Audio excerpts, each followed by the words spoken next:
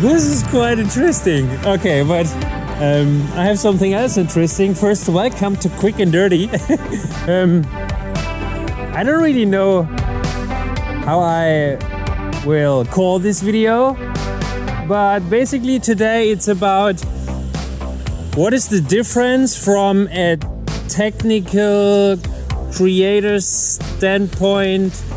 What is the difference between photography and videography? And also, what is, in my opinion, one of the most first to buy additional thing if you want to be a filmmaker. Okay. Today you may have to look on the video sometimes, but I think 80% you can, like always, you can do your stuff, close your eyes, listen, or eat something, whatever. I will tell you when it's important to look at the video. Okay, let's start with photography. In photography, you can show things differently than the human eye is able to see it, or you can even show things that the human eye cannot see at all. Okay, maybe you remember the example in my last video when I was talking about these waterfalls, that you can capture it, that it looks like a wheel, you know, the super soft moving. Basically you take a long time exposure, which means many situations from this waterfall are merged into one picture, which gives it this look like the wheel from a bride. And the human eye cannot do this. Why? Because you also remember from one of my videos, voila, each blink of an eye is the wrong word. Gracias. Each process of capturing the light, sending the information to the brain, and processing the picture, each of these processes in the human eye-brain connection takes 0.04 seconds. And when this process is over, a picture is created in your brain, and the process starts again with a new picture, which means we are not able to merge more than these 0.04 pictures into one picture. Okay? And another example is basically the opposite, that with a camera you are able to make a snapshot of reality in a very, very short time. Which means, for example, if you take a shutter speed of a 30,000th part of a second, okay, and you have a good reaction and you catch the right moment, the turtles are back, I'll show you in a minute, then you are able to catch a bullet while it's flying.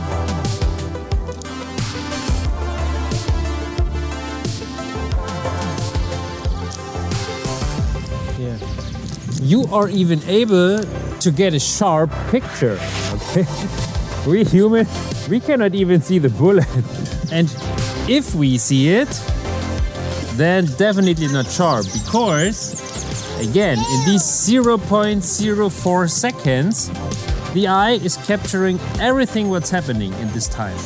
So if the bullet is flying from here to here in these 0.04 seconds, the eye merges all these informations together, okay? Everywhere where the bullet was in this time, all the reflections from the surface gets collected by our eye, and in the end we see this string, this streak of the bullet. Every position that this bullet takes in this time creates an own reflection from the surface of the bullet, which means all the light rays gets collected by our eye, and basically this exposure of the reality creates a totally blurry bullet, okay? From there to there. And don't get me wrong, the human eye is super good, has a super high resolution, okay? If you have a dog and the dog is sitting in front of you, you see every single hair, okay? But if you are in a park like this and the dog is running, you don't see the single hairs, okay?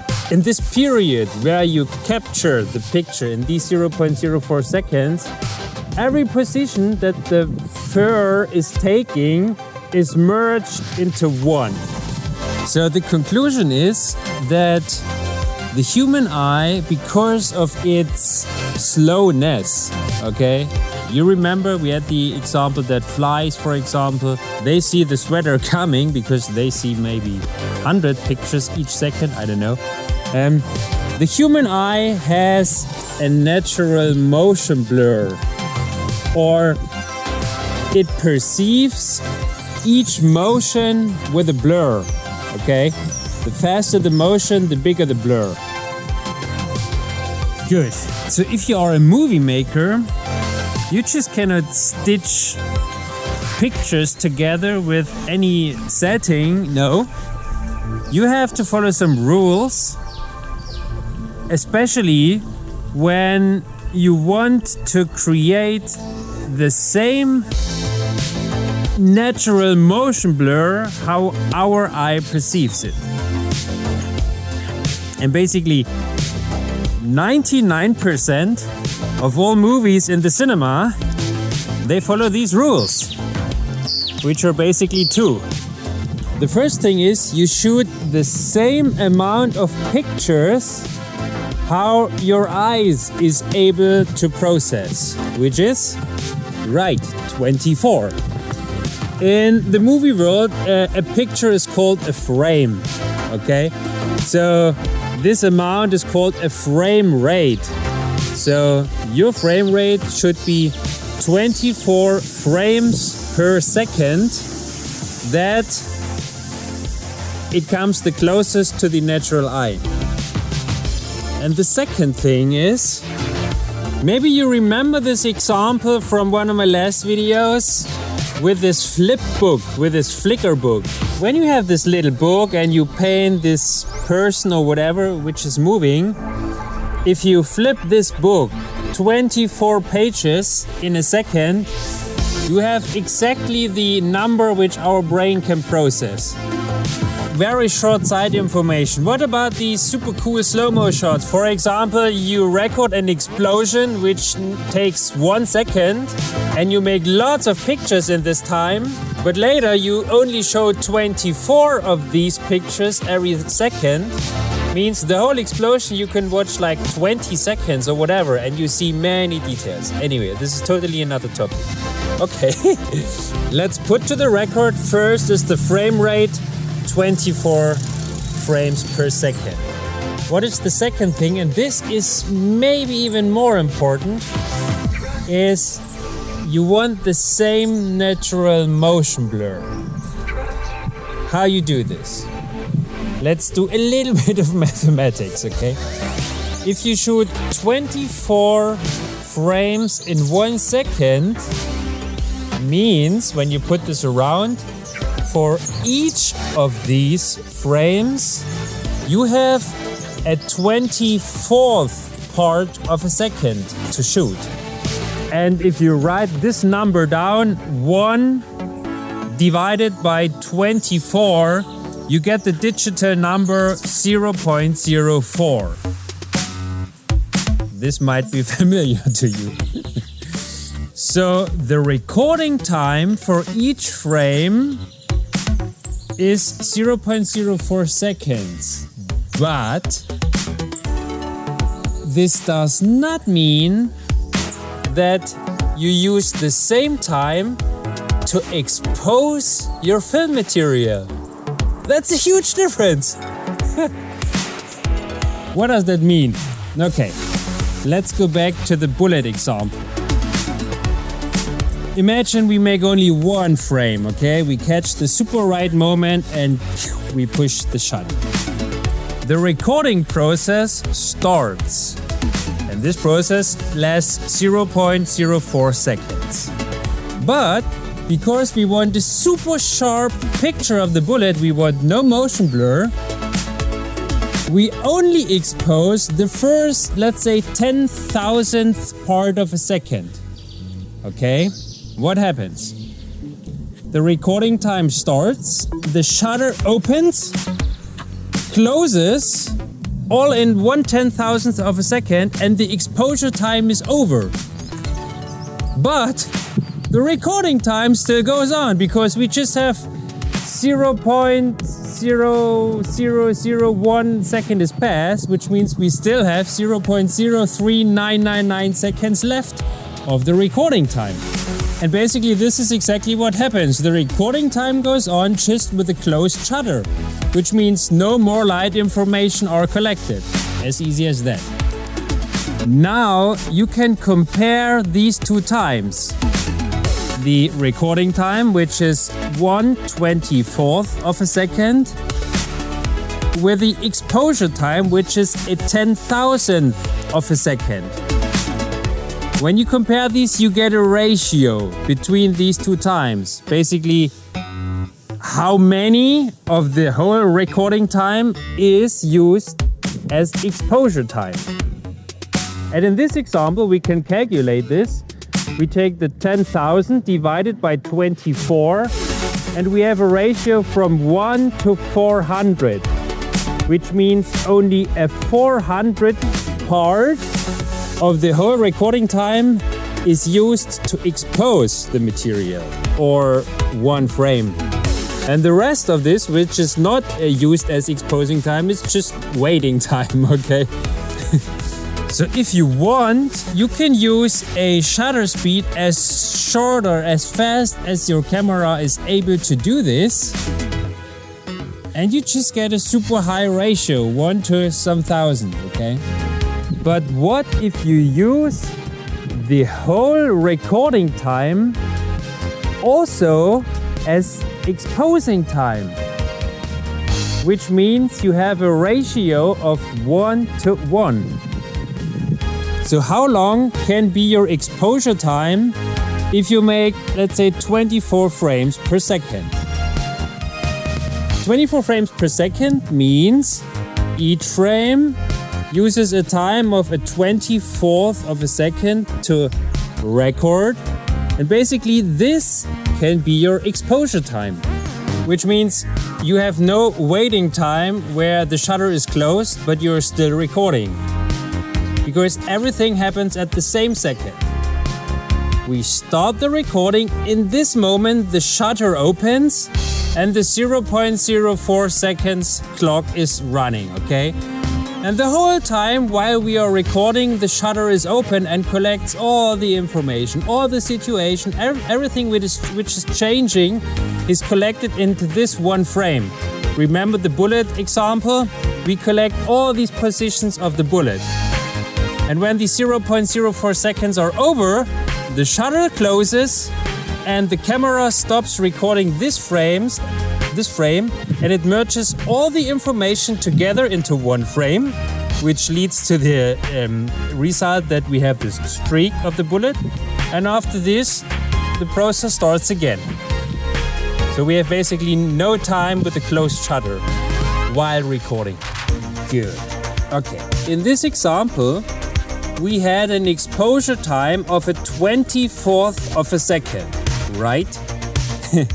And in the last video, you may remember my rant in the end, where I thought like my automatic in my camera sometimes just decides to choose an exposure time of a 30th of a second, which leads to the result that the pictures get blurry because I'm not able to hold the camera very stable for a 30th part of a second.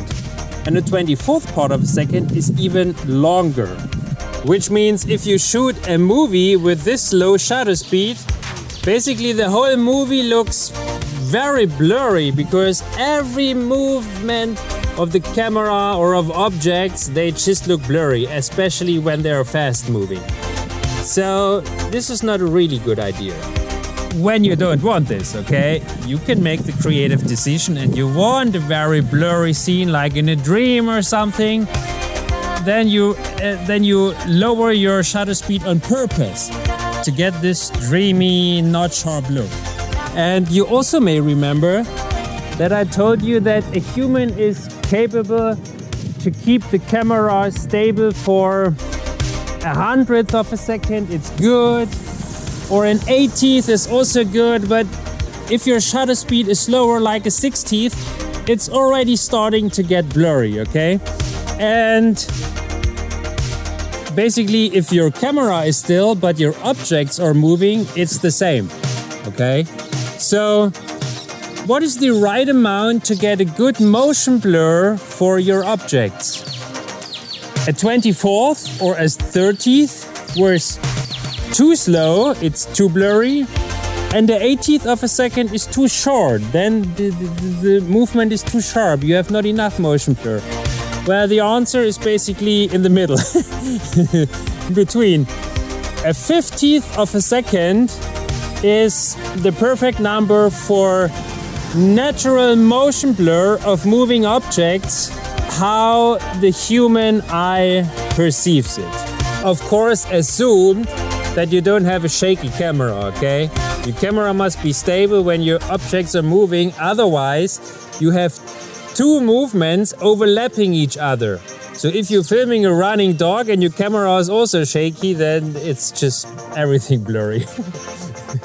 So if you know now that a 50th of a second is a perfect shutter speed, and you also have your perfect frame rate, which was 24 frames per second, you can make a rule out of it.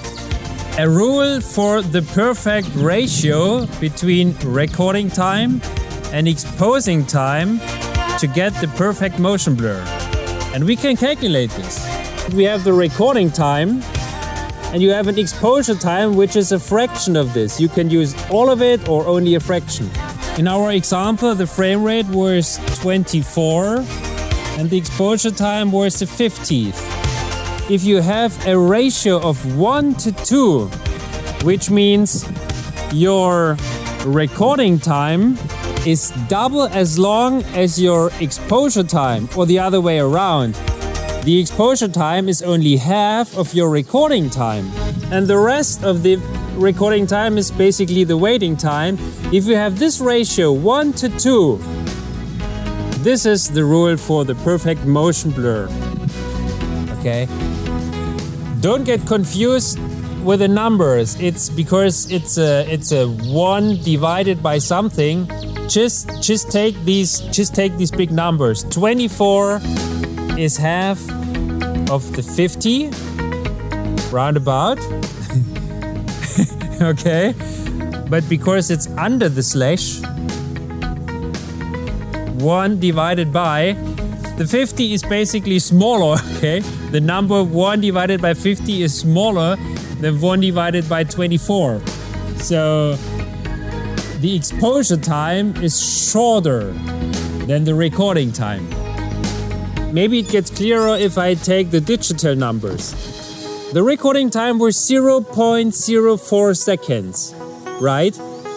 And if you take the exposing time, a 50th of a second, what is the digital number? 100th of a second is easy, 0.01 second. And a 50th of a second is double the time, which means 0.02 seconds. So the ratio is 0.04 seconds is the recording time, and only 0.02, which is exactly the half, is the exposing time. Yeah, you will get used to this. Wow, again, lots of stuff today, and we are not even finished, okay? And I could go on with what about the shutter speed with the slow motion video, but other tutorial, okay? Let's come back to the main topic of the video. What is the difference? What you have to take care? What is the difference between photography and videography? Okay, let's make a small recap to the last video of my perfect workflow the algorithm you can always take to make in any situation a good picture regarding to the exposure, okay? So how did we start? First, we go for the best possible quality, which means we shoot in the lowest ISO your camera can do. The next step is you take your highest artistic priority, what you want to have as a creator, which means which depth of field or which motion blur you want to have, which means you control the aperture or the shutter speed.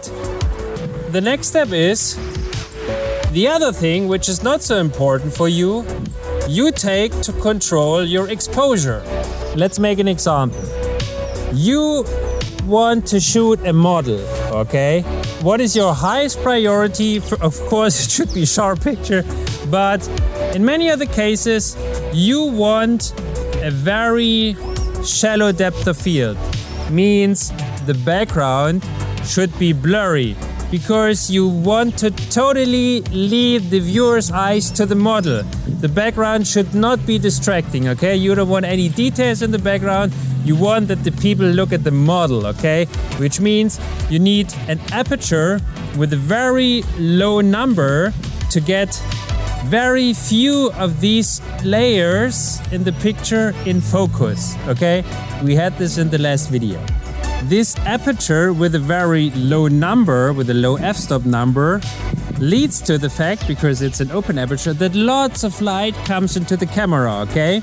And because you have a very low ISO to get very low noise in the picture is a little bit overexposed, and you can use the shutter speed to regulate your exposure.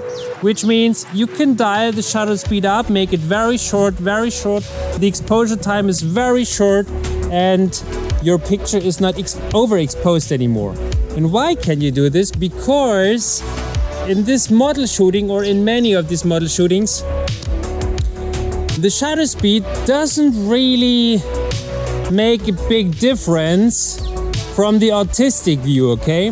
Whether you use a shutter speed of a 200th of a second or of a 1,000th of a second, both pictures are sharp, and the 1,000th shutter speed, it's just darker, so you can use the shutter speed to get your exposure right. We can also find an opposite example. If you are a landscape photographer, you don't want the shallow depth of field, you want all the layers in the picture, you want the foreground in focus and you want the background in focus. What you do?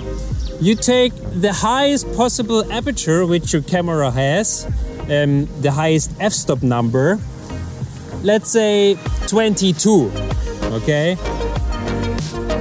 On the other hand, this means that the aperture is very close, very much light is blocked out of the camera, which means your picture may be very dark, okay?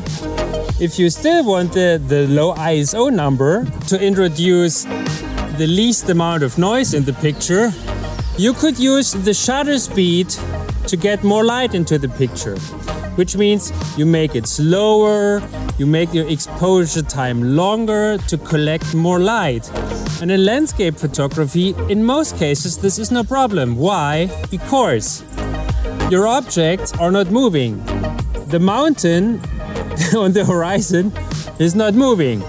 If you want to go one step further, you use a tripod, you place your camera on. You can use very long exposures because then your camera is also not moving, which makes a sharper picture, okay?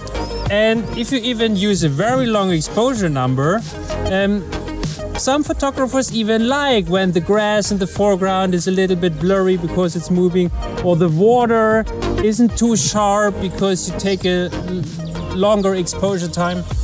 Many of these people like it. So what I want to say with this, as a photographer, you have many ways to get the exposure right, and you can do lots of tricks, okay? You can use focus stacking in in landscape photography. There are so many ways, okay? Basically, it's relatively easy. Yeah, or let's say not easy, you have just lots of methods. In filmmaking, oh no. Your hands are relatively tied to only a few tricks, okay? For a videographer, now there is one huge difference. What is the basic content of a movie? It's moving objects, okay? Things are moving. Either the objects are moving or your camera is moving, okay? If there are no moving things, you could just show a picture and make an audiobook with it, okay? But your priority as a filmmaker, in most of the cases, is that you get this motion blur of the moving objects right. That it looks totally natural for your eye, okay? And how do you do this? We learned today to get the perfect motion blur of moving objects is you use 24 frames per second and you use this rule that the exposing time is half of your frame rate. That means that the shutter speed is not available for you anymore to get the exposure right, because it's like this fixed number. You cannot change it if you want to follow the rule. Which means you only have two things to control your exposure. It's the aperture and the ISO. Let's start with the aperture. The aperture, unfortunately, is also super important to get a good look. For example, right now in this video, okay?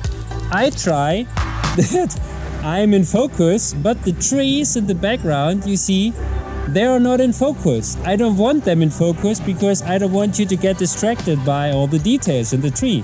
So I want to make it blurry, which means I have to use a very low f-stop number.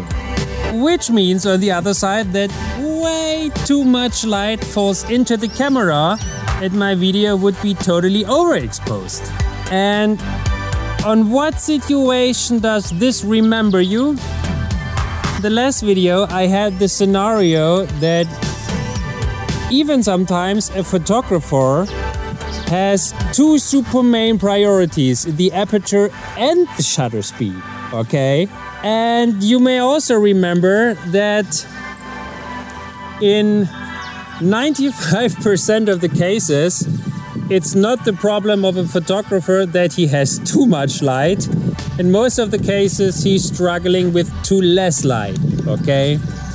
And when a photographer uses its dream aperture and dream shutter speed and the picture is too low, he always has the opportunity to raise the ISO to make the picture brighter. Okay, it gets more noisy, but anyway, you get the right exposure with raising the ISO. In filmmaking, you, believe it or not, in most or in many cases, you have the opposite problem.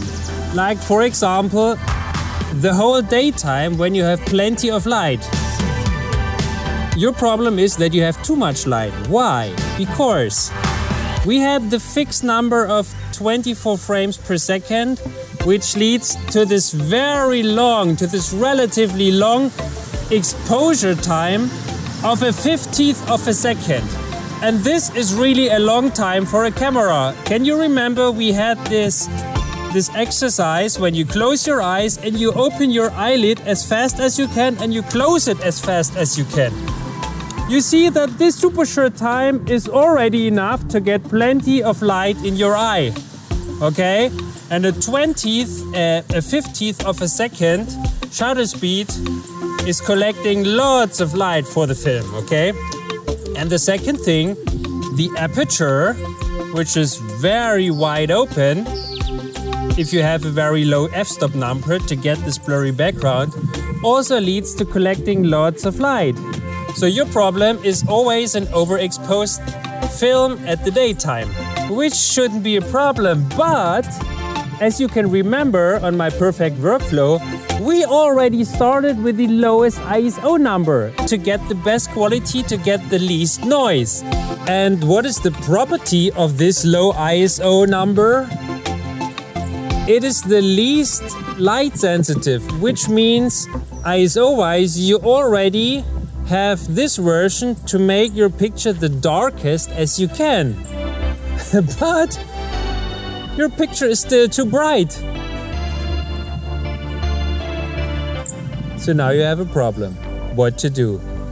All three built-in camera things, aperture, shutter speed, ISO, are already used. That means you need an additional thing, whatever it is, to make your picture darker. Okay?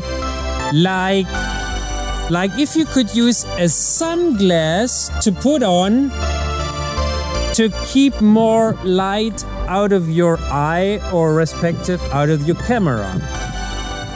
Basically, a sunglass is nothing else than a filter, okay? It just filters a special amount of light away and your picture gets darker. And the same thing exists for a camera. Basically, it's called a filter. It's called an ND filter, a neutral density filter. Neutral because I always love this scene. Look at these trees. They look so cool. Whatever. Okay. Sorry. A good neutral density filter doesn't change the color. We had this in some of the videos, the hue value of the light. It doesn't change the saturation of the colors which you get. It only changes the brightness level, or call it the lightness level, okay? And some cameras, basically only expensive cameras, they have a built-in ND filter. You can just switch it on and then everything gets darker. But this is basically not really helpful because it's fixed, okay? I don't know, maybe there are cameras which can change the intensity of this ND filter. I'm not sure. But anyway, if you don't have a built-in ND filter, you can take an external. And this is what I'm doing the whole time. You see, I now grab to the camera and I take it off. And you see, this thing is like a glass which is dark and it takes away the light, okay? And this is not expensive. I mean, for this camera it's not expensive. And if you buy an ND filter, for me the most important thing is that it's variable, okay? A variable ND filter, because you don't want to have one specific amount like percentage which it's darkening. You want to regulate it, that it gets brighter or darker, like this. I can show you. If I turn this, you see it's getting darker. And if I turn this, the filter lets more light in. So you see it's variable, okay? Cool. I have to change the battery, sorry. Okay, I'm back. So I could regulate the exposure without changing my aperture, without changing my shutter speed, without changing my ISO. I could keep all my dream settings, okay? So you may say now, okay, but I don't have an ND filter. What shall I do? My video is too bright. Well, then we are at the same point like in the last video. Welcome to sacrificing, okay? You could use, for example, your aperture to control the lighting to make it darker. I can show you right now, okay? So right now I'm using this neutral density filter, okay? And I have a very low f-stop number, which means this tree is not sharp, okay? So when I take this filter off now, okay, and it's too bright, and I change the aperture number, like this. So now it's, let's say, the same exposure like before, but the tree is way sharper, you see? More details. I don't want this. Okay? So I dial the aperture high again. You see the tree is already getting unsharper, and now I'm back. You see? With a filter on top. See, the tree is not sharp again. This is what I want. Okay. What else do we have? We have a shutter speed to change our exposure. Maybe I go to the street to film a car or something which moves. Or you know what? I just move the camera. It's basically the same effect, okay? So now I have... Okay, I just turned the camera around. So I filmed the park, okay?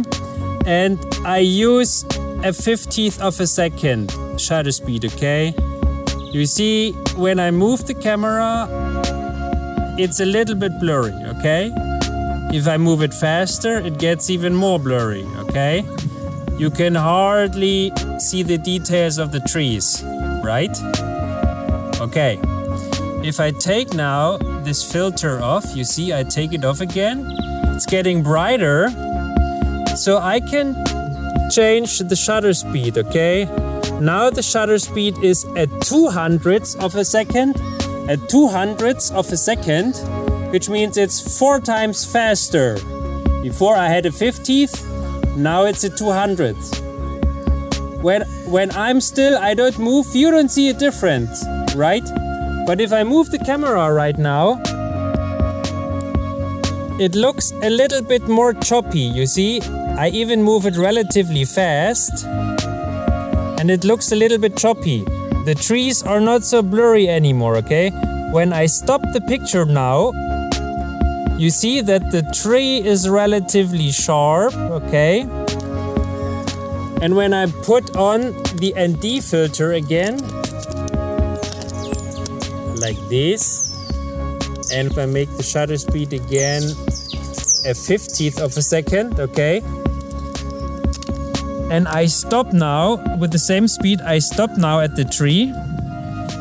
You see, the tree looks a little bit more blurry in comparison, you see? And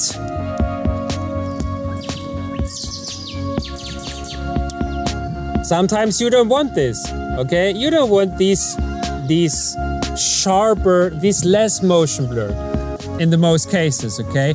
There are situations where you want to break this rule as a creator, and basically this is like a standard move of every filmmaker learns this, and it's used very often. For example, if you have a fighting scene in an action movie, okay, and you really want that this fighting scene looks more explosive, more grungy, more, yeah, just more action-like, okay? You purposefully make the shutter speed way shorter, which means the whole fighting scene, the whole action scene looks more choppy, okay? It looks more choppier.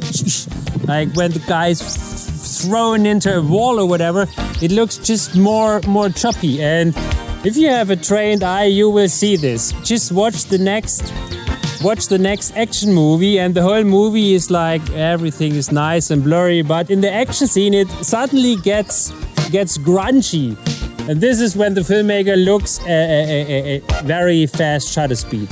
And of course, you already know, the shutter speed gets faster, it gets less light into the camera, which means you have to control the exposure again with another choice. Okay. And now you already have the answer of the question, which equipment is really important for me as a filmmaker? Of course, it's the camera, but what else should I buy?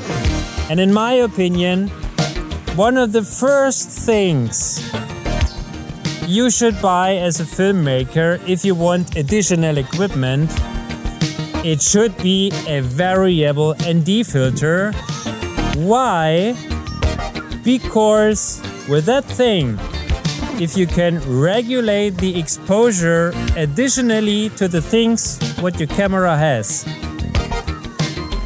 you don't have to sacrifice either the aperture, which means you don't have to sacrifice the shallow, the depth of field, and you don't have to sacrifice the motion blur, which you want to have. As easy as that. And by the way, this thing is not expensive. I mean, if you are thinking like in my price regions, okay? This camera costs, let's say, $700, and this ND filter with a magnetic thing all in all costs $50. And only the filter is like $20. The magnetic thing is $30. And this improves your video quality so much for so less money. It's crazy. But you will not see this on this channel in the future because this is an exception, okay? Remember, on this channel I want to make quick and dirty videos. So I will take my phone, grab it, and I will just record. And this brings me to another question. Well, why has my phone no problems with overexposing? Because Mike, you always told like, your videos, they will be way too bright and oh my goodness, catastrophe. Okay, no. Well, what does a phone make? A phone is even worse, okay? A phone has no variable aperture, because an aperture needs physical parts to move. And a phone, at least not yet, has this. A phone has a fixed aperture with each lens, because you have sometimes several lenses. And so you only have the shutter speed, okay? The phone can only control digitally the values for the shutter speed and the ISO. No physical moving parts. So it only has the electronic way. What does this mean? Actually, I can make a test video with my phone. If it's way too bright, what I would do as the phone, you can only reduce the you can only reduce the shutter speed, which means a 500th of a second or whatever to block out the light to get the exposure time as low as you can. I will make a test video, right? Because the sun is already going down, so it's not perfect conditions anymore because it's already getting dark. But maybe I can force my phone to get really, really fast shutter speeds to not overexpose the video. Let's try this. I move it, okay. There's the light, it's very bright, and I move it.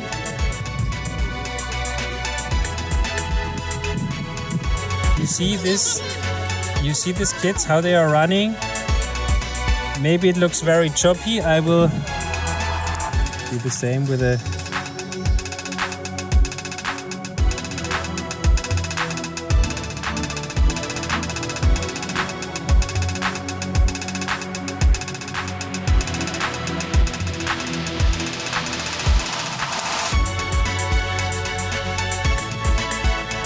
Okay, so I haven't seen this capture of the one frame of the tree, but I'm sure it's very sharp because the shutter speed, the camera did the shutter speed very short. And by the way, in the nighttime, basically the phone makes the exact opposite. Okay, the phone makes the shutter speed way slower to increase the exposure time, which means it's recording maybe only with a 1/10 of a second or an 1/8 of a second. And you can remember, I already was complaining about a 1/24 of a second because too much motion blur.